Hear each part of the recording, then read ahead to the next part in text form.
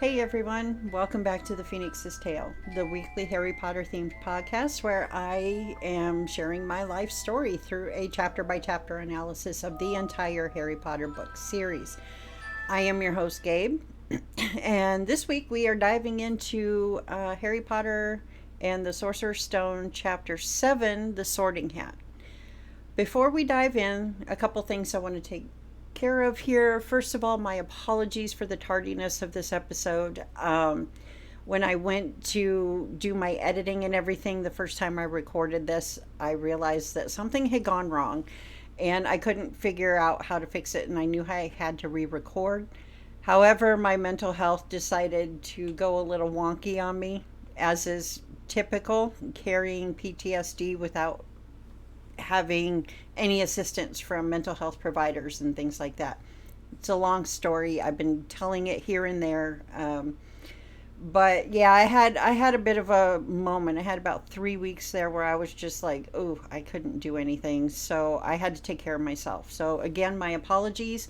This You should be seeing this on July 9th, as well as chapter 8, which was regularly scheduled to post on July 9th. So hopefully I can get those done and uploaded and ready to go for you on the 9th. So here we go.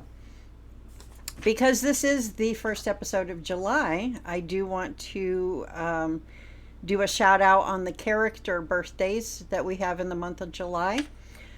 First up, we have Seamus Finnegan on the 14th. We have Narcissa Malfoy on the 19th. We have Mad Eye Moody on the 27th. And then on the 30th, we have the one and only Neville Longbottom. And of course, on the 31st, we have the man himself, Harry Potter. So a very happy birthday going out to our July birthdays. So let's dive in. A quick uh,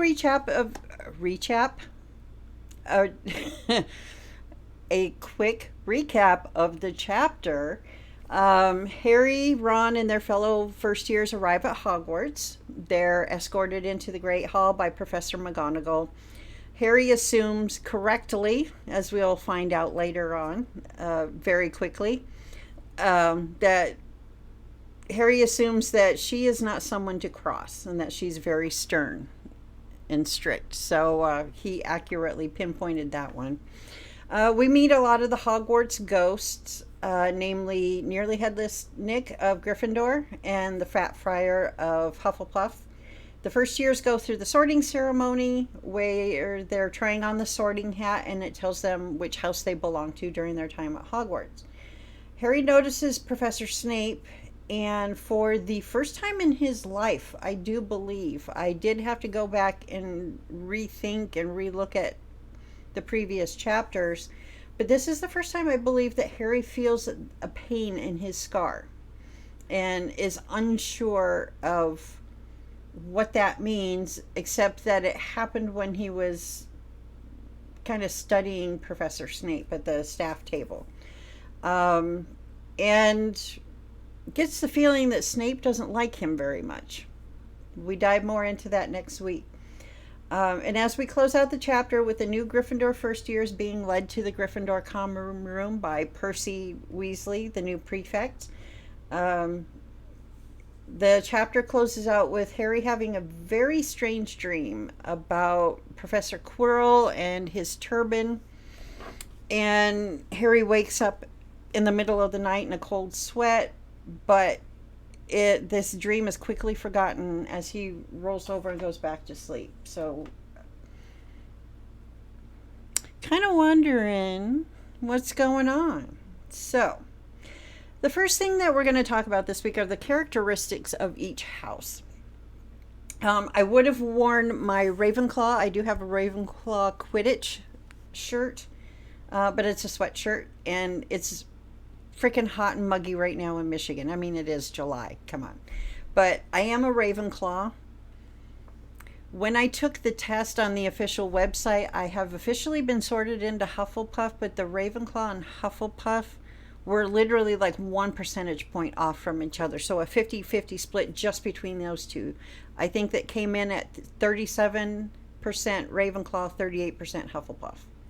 So it depends on my mood and my day. If you were to combine the houses, I would definitely be a Huffleclaw, putting the Hufflepuff first. But this is something that's going to come up again throughout the series. So I thought it was necessary to pull from the Sorting Hat song the characteristics of each of the houses. So for Gryffindor, where dwell the brave at heart, their daring nerve and chivalry set Gryffindors apart. Hufflepuff, where they are just and loyal, those patient Hufflepuffs are true and unafraid of toil. So hard work and loyalty define Hufflepuff. Ravenclaw, if you've a steady mind, where those of wit and learning will always find their kind. And that's why if I had to choose for myself any of the houses, it would have been Ravenclaw, because I do love to learn. And I love studying different things and learning about different things. And it just, as we get more into this series, especially when we meet a certain unique character in book 5, she is my favorite character of the whole book.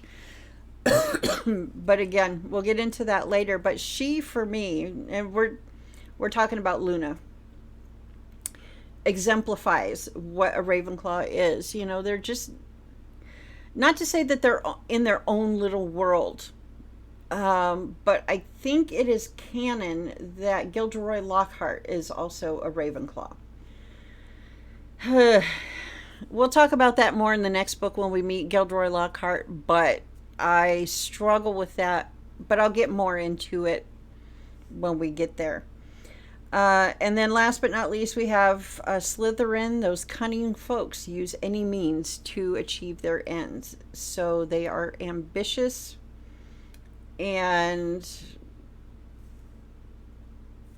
go against the grain a little bit, I think we could say. And as we learned from a couple chapters back from Hagrid, as he's explaining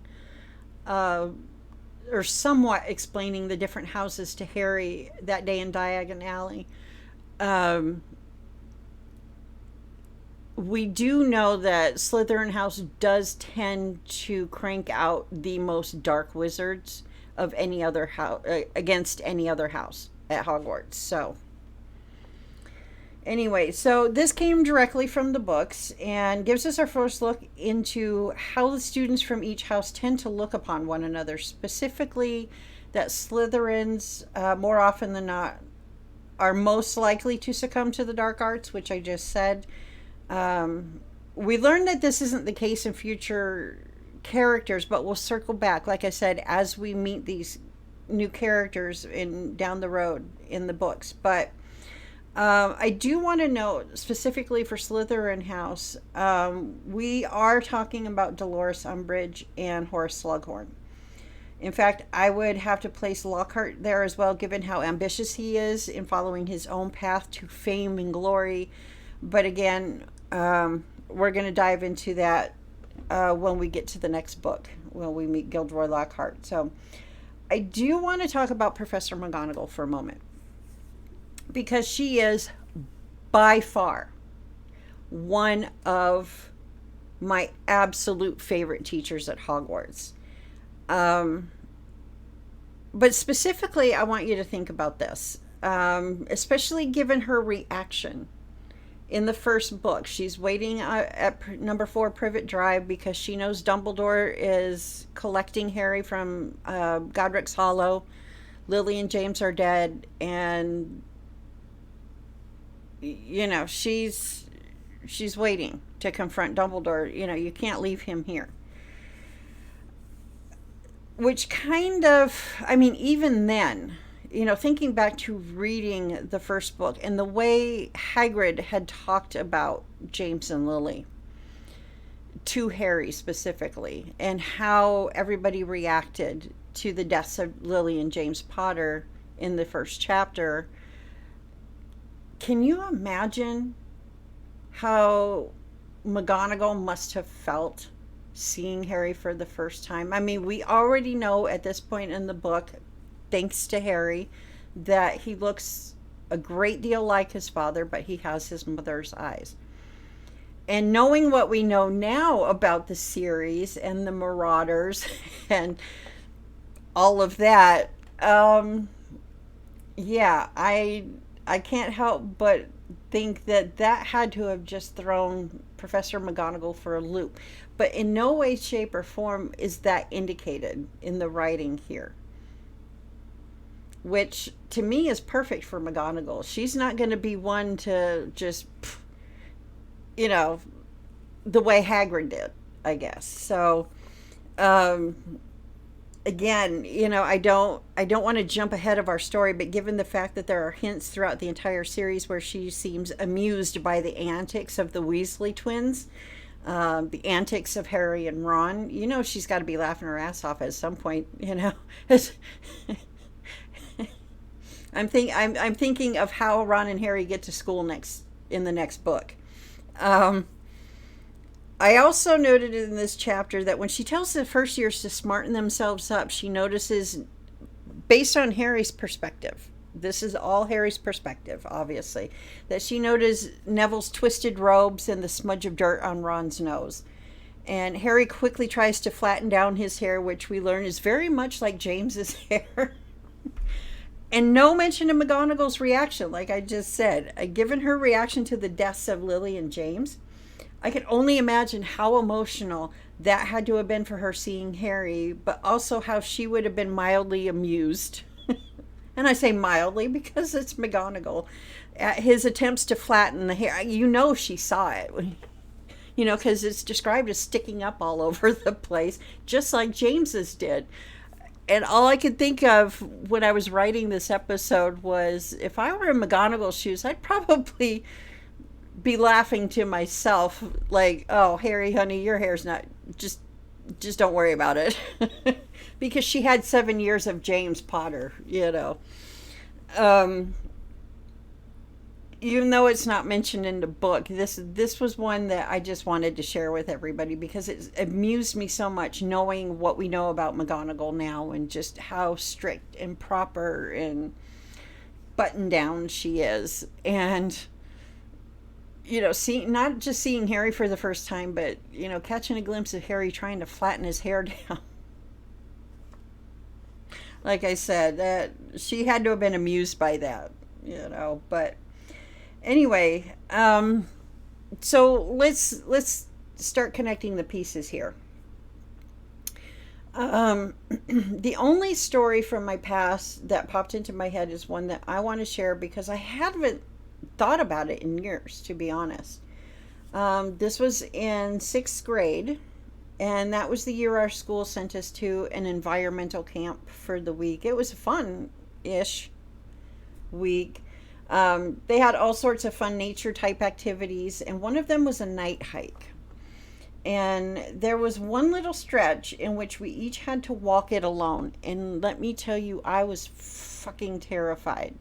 Not only because I was not in the same cabin as my closest friends at the time, I was in a cabin with kind of my second tier friends, a couple of my second tier friends. So that already set the mood for me with this entire thing. But I was fucking terrified. And I don't know how long that little stretch was. It was just enough to lose sight of the group I was leaving and, to see the group ahead that had already gone ahead of me. But my counselor, she was decent.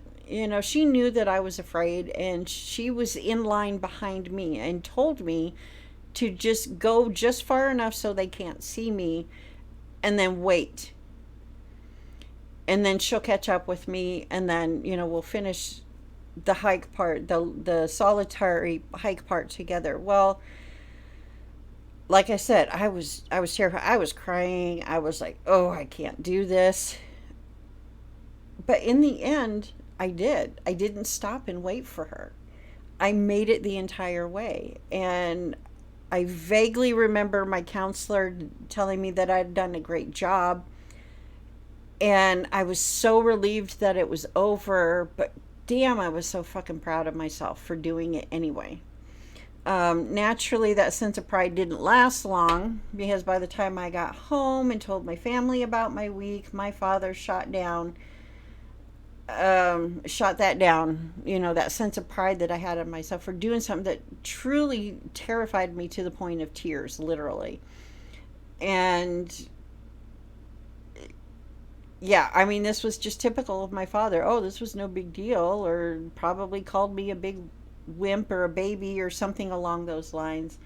But this was one memory that I carried with me for years while I navigated the new path that I was following after the doubt set in. We talked about my epiphany moment a couple episodes back, and how a simple question from my mom just really transformed everything as far as how I saw my father and his behaviors toward me. And then, of course, getting into adulthood, my world, my mind is a bit more expansive and starting to see in my brothers how his behaviors played out with them in their personalities. So,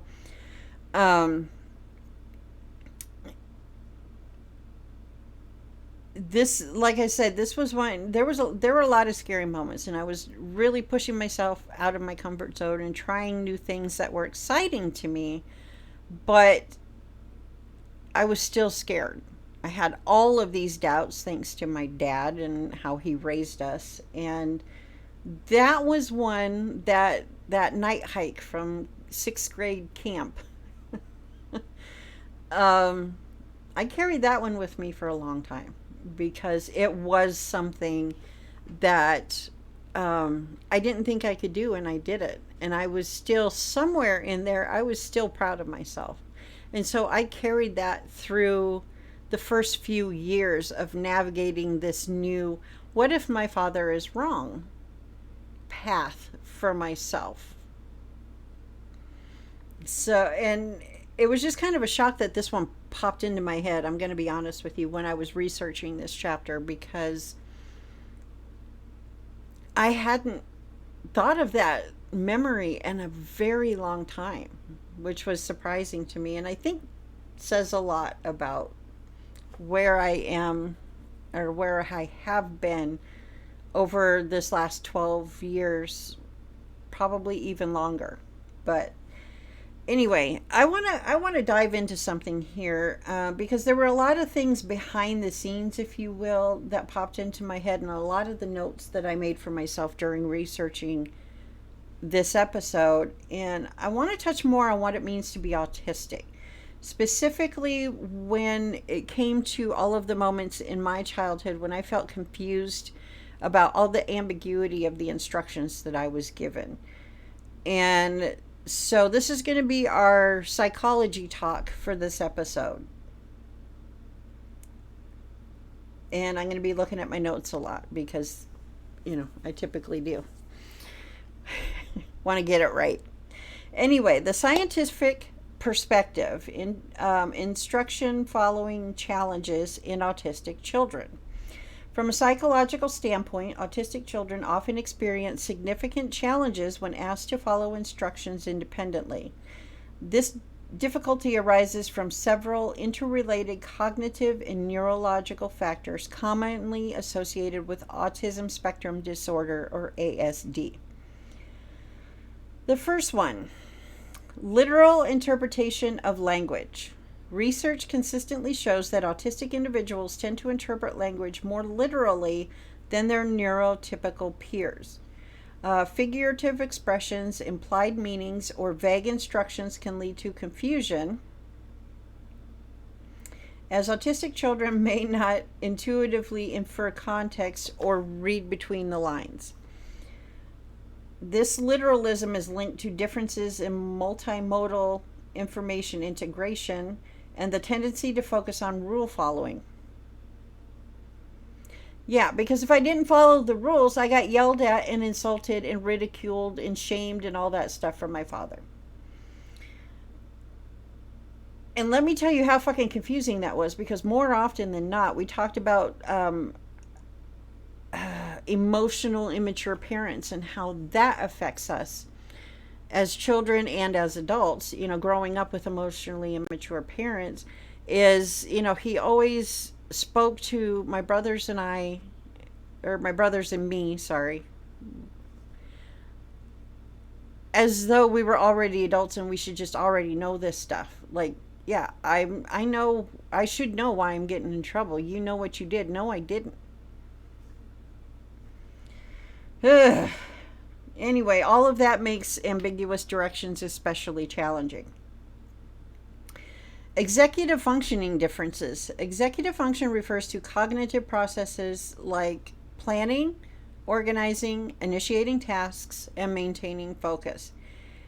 And let me tell you, opening up this episode, I apologize for the lateness of the episode because my mental health decided to go a little wonky on me.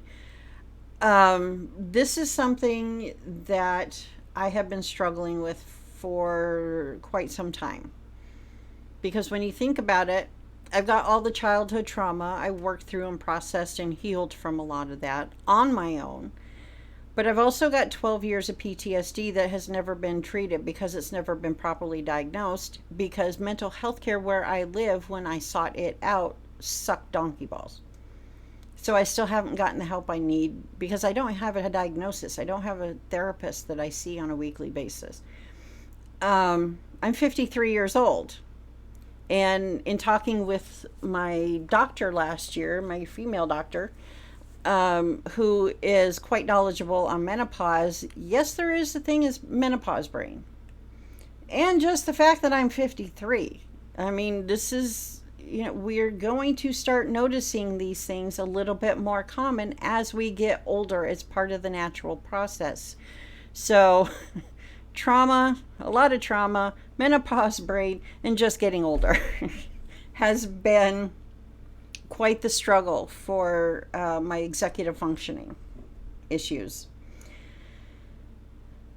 Anyway, many autistic children have difficulties with executive functioning, which can make multi-step instructions overwhelming or hard to sequence. I do need step-by-step instructions on things, and I need step instructions on, I need extra steps, basically. Okay. Without clear step-by-step breakdowns or visual supports, I need some visual stuff sometimes too. Excuse me. They may become lost or anxious when left to complete tasks alone. Yep. Memory and information processing. Recent studies suggest that children with autism often experience broad memory challenges, including difficulties with working memory and retaining instructions. This means they may forget steps or lose track of what they're supposed to do, especially if instructions are lengthy or complex.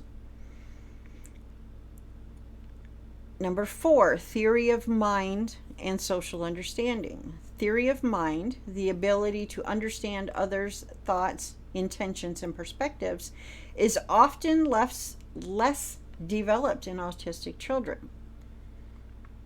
I think that kind of plays into the not understanding why I'm in trouble in some way with my father, and he's acting like I should know what I did wrong. For me, that falls in there. I don't know if that's true, but let's keep reading. As a result, they may struggle to infer what an adult really means or expects, particularly if instructions are not explicit. This can lead to anxiety about making mistakes or being reprimanded for not meeting unspoken expectations. Yes, it absolutely does fall in there with his emotional immaturity. Number 5, emotional impact and self-esteem. Repeated confusion or negative feedback can foster anxiety, avoidance, or low self-esteem. Yeah. Why don't we try all 3? If an autistic child is frequently left alone with unclear instructions, then blamed for not listening or not trying, They may internalize a sense of failure, further impacting their willingness or ability to engage in future tasks. Yeah. Best practices. Psychological and educational research recommends using clear, concrete, and visually supported instructions for autistic children. Breaking tasks into single steps, using checklists or schedules. That's been very helpful for me over the years. And providing positive reinforcement can significantly improve compliance, reduce anxiety, and foster independence. In summary, the confusion autistic children experience with instructions is rooted in literal language processing, executive functioning differences, memory challenges, and social cognitive factors. Recognizing and supporting these needs is crucial for their emotional well-being and success.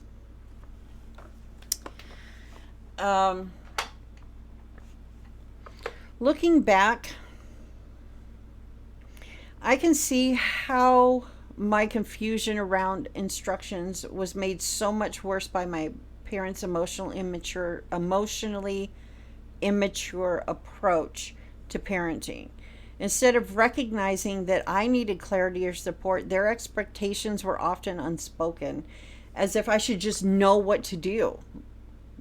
Just that constant feeling of, I should know why I'm in trouble and why my dad's losing his shit over things that, quite frankly, I found confusing. He just refused to say and mention and explain.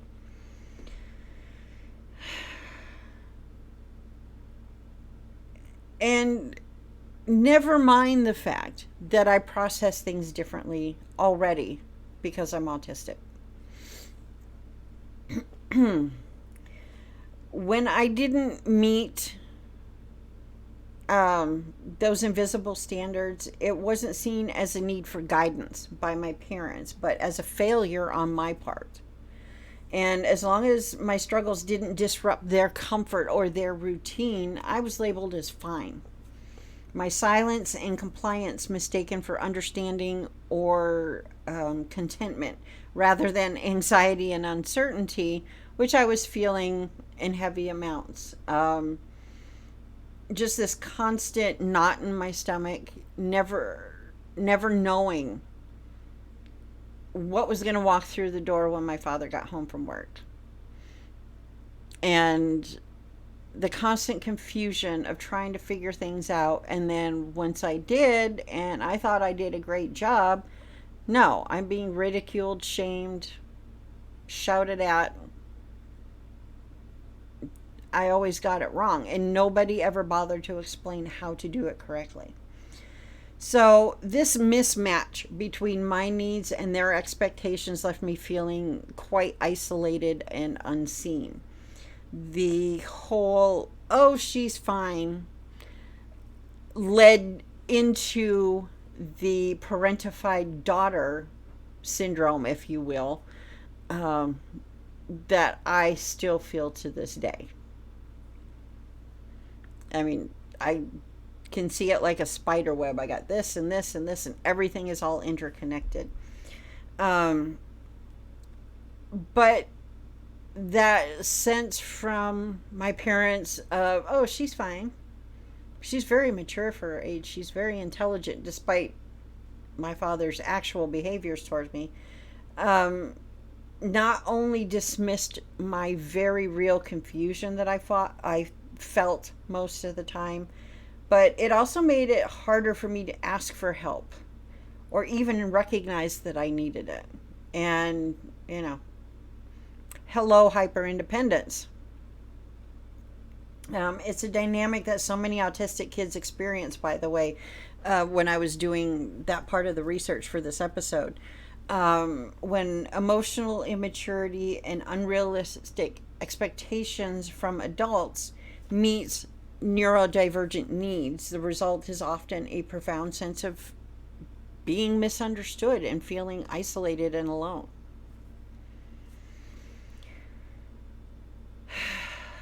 Yeah.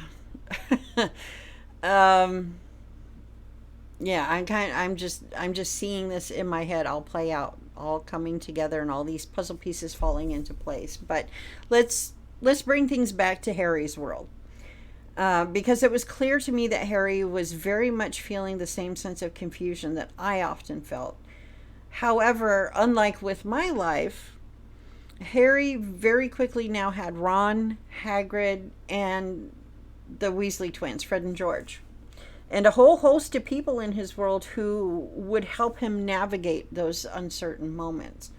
And while I did not have that same support throughout my childhood, I am now in the mindset that my true family, I'm going to use my finger quotes there with family, is still out there in the form of my future spouse, my future sister I never had, my future big brother I never had, etc. And in that new dynamic waiting for me, I know that I'm going to be around the people who will genuinely care about me and understand me. And if they don't, they will be patient and take the time and make the effort to understand me. I can't explain how I feel this other than this gut feeling that as long as I keep moving forward, these people are going to start showing up in my lives, and I will hopefully, fingers crossed, I do this right. For the first time in my life, feel like I have people who truly get me, support me, choose me first. Like somebody calls me their best friend, I am really their best friend, not their Michigan best friend or their backup best friend. I also know that they're not going to dismiss me. They won't ignore me. They won't assume that I am okay when I'm really not. They'll see the pain and not run from it. Not run from me, but rather they're going to stay and support me when needed. So while that is currently a difference between Harry's journey and my journey right now, that I am so socially isolated, I literally have 3 people in my life. I've got a couple cousins scattered around. I have one aunt and or uncle left, but it's my aunt on my father's side. But I've been no contact with my family since high school, and my father for over 20 years. So I have a brother, sister-in-law, and niece in California, and I'm not close to that brother at all. And he never did anything to foster keeping a connection between his daughter and the rest of his family. So as much as I adore and love my niece, I don't have a lot of contact with her, unfortunately. So yeah, 3 people. That is it. I got my son, my baby brother, who I often refer to as Michigan brother, and my mom. If I want to go to lunch somebody with a friend or whatever, literally those are the only 3 people. The only 3 people in my life right now to choose from, or I go by myself.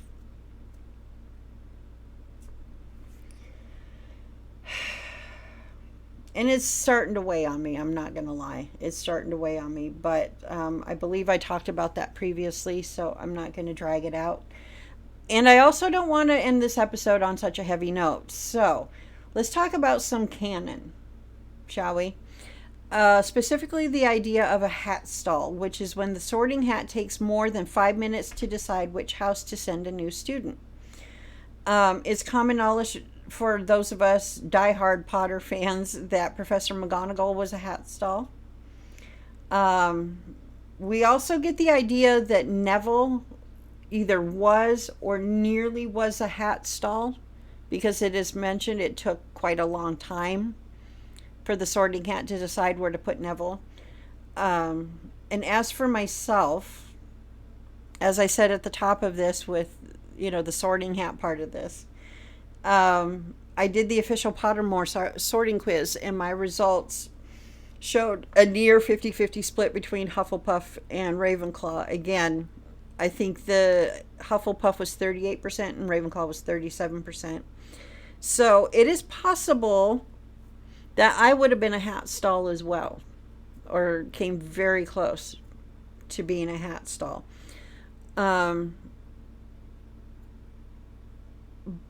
But I have to I have to admit, I do take great pride in those results because the qualities of each house, Hufflepuff and Ravenclaw, do, I feel, fit me perfectly. So much so that my combined house, as I said at the beginning, would be a Huffleclaw. In reality, it depends on the day and the mood that I'm in, to which house I truly resonate. And today, I'm feeling very Ravenclaw ish today. But there are days where I just, think about my life, think about my journey, and what I'm feeling when I'm sitting in this is definitely my Hufflepuff energy. So, but today I'm a Ravenclaw. So, hopefully, this recording will take, and you will be seeing this on July 9th. It is currently the 8th, and I'm going to turn around and immediately record the proper episode for the 9th. Chapter 8, The Potions Master. So until then, welcome to Hogwarts, everyone. You belong in whatever house is yours. Thank you for bearing with me through my mental health and technical glitches on this episode. I hope everybody has a wonderful week, and I will see you next week where we talk about the Potions Master. Have a good one.